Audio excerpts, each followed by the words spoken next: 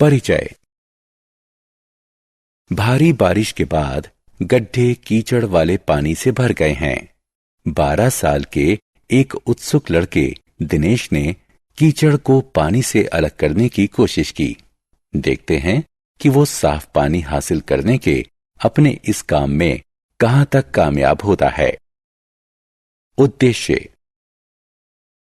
इस पाठ के अंत में आप निम्न करने में सक्षम हो जाएंगे: सेडिमेंटेशन यानी अवसादन और डिकेंटेशन यानी निथारने की तकनीक के बारे में बताना, फिल्ट्रेशन यानी छानने की तकनीक के बारे में बताना, वाष्पीकरण और संघनन की तकनीक के बारे में बताना, पानी के घोलने के गुण को समझना, सैचुरेटेड यानी संतृप्त और अनसैचुरेटेड यानी असंतृप्त घोलों के बीच अंतर करना, अलग करने की विधियां, अवसादन और निथारना।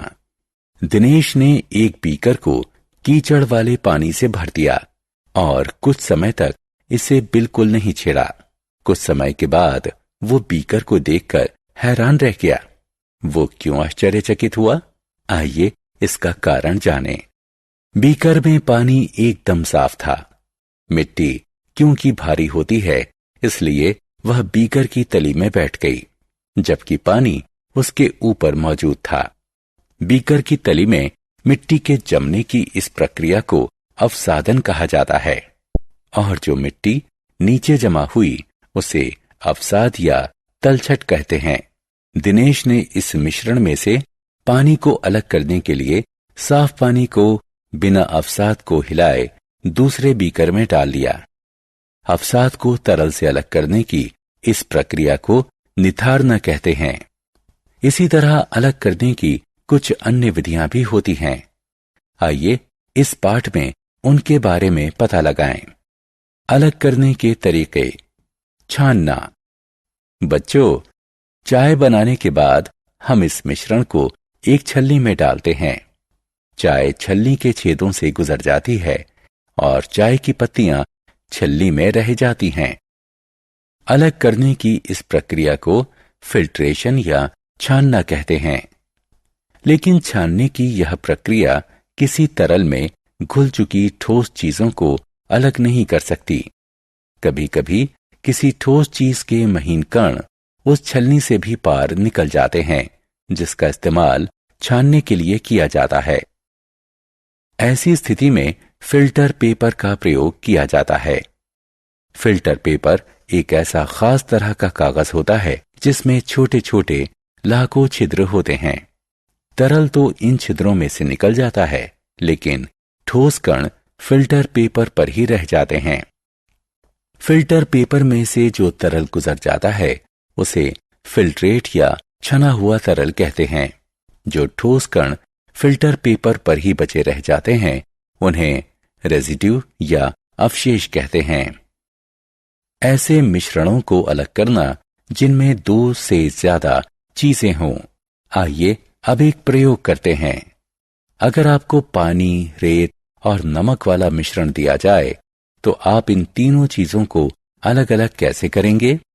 आप रेत को अलग करने के लिए इस मिश्रण को कुछ देर के लिए बिल्कुल नहीं छेड़ेंगे।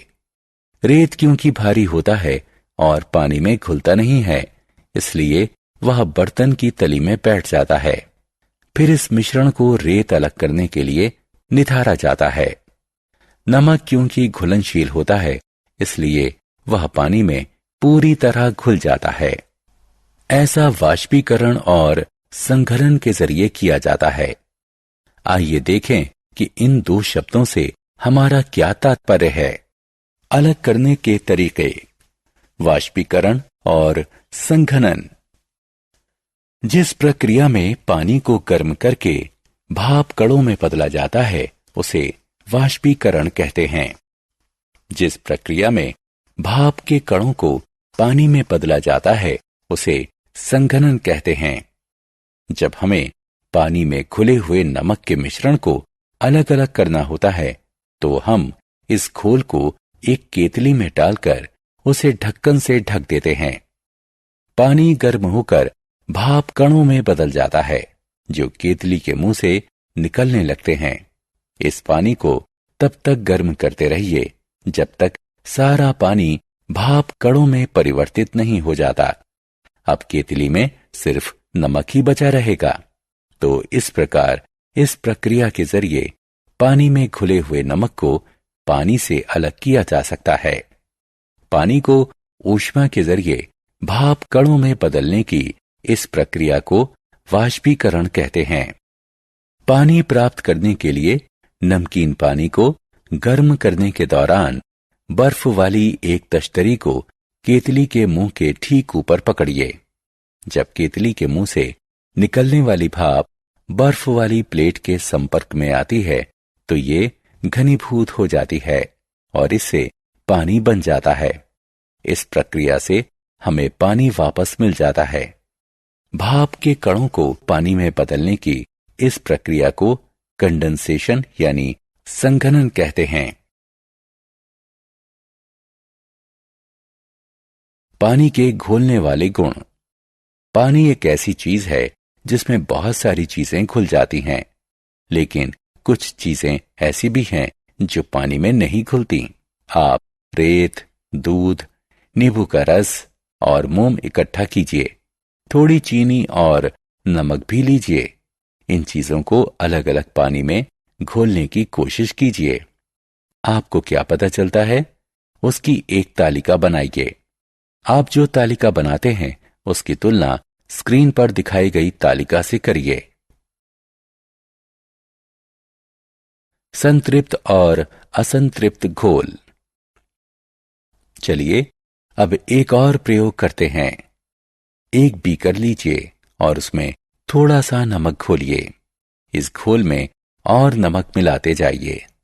जब तक पानी में नमक घुलता जाएगा यह घोल असंतृप्त घोल कहलाएगा। लेकिन जल्दी ही एक ऐसी स्थिति आएगी जब आप इस घोल में और अधिक नमक नहीं घोल पाएंगे। इस स्थिति में यह घोल संतृप्त हो जाएगा। तो किसी घोल को तब घनीकृत कहते हैं अगर इसमें किसी चीज की और अधिक मात्रा को घोला ना जा सके। संतृप्त घोल पर ऊष्मा का प्रभाव। किसी संतृप्त घोल में नमक की थोड़ी मात्रा मिलाइए और इसे गर्म कीजिए। बीकर की तली में बिना घुले नमक का क्या होता है? जी हां, ये घोल में घुलने लगता है। अब इस गर्म घोल को ठंडा होने दीजिए। क्या नमक फिर से बीकर की तली में जम जाता है? जी हां, बिल्कुल। तो विद्यार्थियों, यह प्रयोग दिखाता है कि आप पानी को गर्म करके उसमें नमक की काफी मात्रा घोल सकते हैं। सारांश। आइए हमने जो कुछ सीखा है उसे संक्षेप में दोहराएं। अवसादन एक ऐसी प्रक्रिया है जिसके जरिए किसी तरल में मौजूद घुल ना सकने वाले भारी कणों को नीचे बैठने दिया जाता है। निथारना एक ऐसी प्रक्रिया है जिसमें अवसादन के बाद प्राप्त हुए साफ तरल को किसी दूसरे पात्र में डाला जाता है और नीचे जमे कणों को हिलाया नहीं जाता है।